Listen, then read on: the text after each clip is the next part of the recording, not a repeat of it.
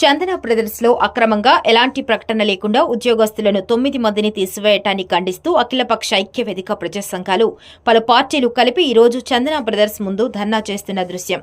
ఈ సందర్భంగా ఐక్య వేదిక అధ్యక్షుడు సతీష్ యాదవ్, బీజేపీ నాయకులు మధు, సిపిఐ నాయకులు గోపాలకృష్ణ, రమేష్, సిపిఎం నాయకులు రాజు, పరమేశ్వరచారి, సిఐటియు నాయకులు మరియు ప్రజా సంఘాల నాయకులు మాట్లాడుతూ కార్పొరేట్ సంస్థలు చిన్న జిల్లాలను స్థావరాలు చేసుకుని కార్పొరేట్ సంస్థల నెలకొల్పి స్థానిక పేద కార్మికులను పెట్టుకుని చాలీచాలని జీతమిస్తూ 10 గంటలు ఎక్కువగా పెడుతూ లక్షల టార్గెట్ గిరాకీ కావాలని ఒత్తిడి చేస్తూ వేధిస్తున్నారు. అలాగే లేబర్ చట్టాలను తుంగల తొక్కి వారికి అన్యాయం చేస్తున్నందున అన్ని పక్షాలు కార్మికుల వెంట ఉంటూ వారికి న్యాయం చేసే విధంగా పోరాడుతున్నామని, ఇంకొకసారి ఇలా జరిగితే మీ కార్పొరేట్ సంస్థలను ఎవరూ కాపాడలేరని హెచ్చరించారు.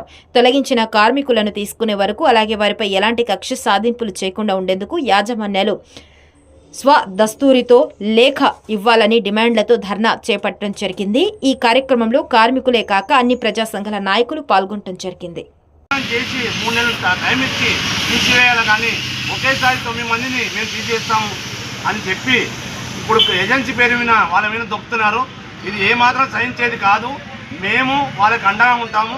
వారిని వెంటనే తీసుకొని మీరు ఎక్కడనో కార్పొరేట్ వ్యవస్థ ఎక్కడనో ఉంటారు, ఇక్కడ మేజర్ని పెడతారు, కార్మిక ఫోటోలు కొడతారంటే మేము ఒప్పుకునే లేదు.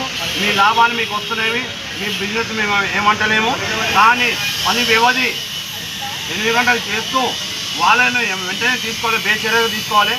తీసుకొని మేము వారి కోసం ఇదే దగ్గర ఎన్ని రోజులైనా పోరాడతామని చెప్తూ అఖిలపక్ష ఐక్య వేదిక మొనపడుతుంది.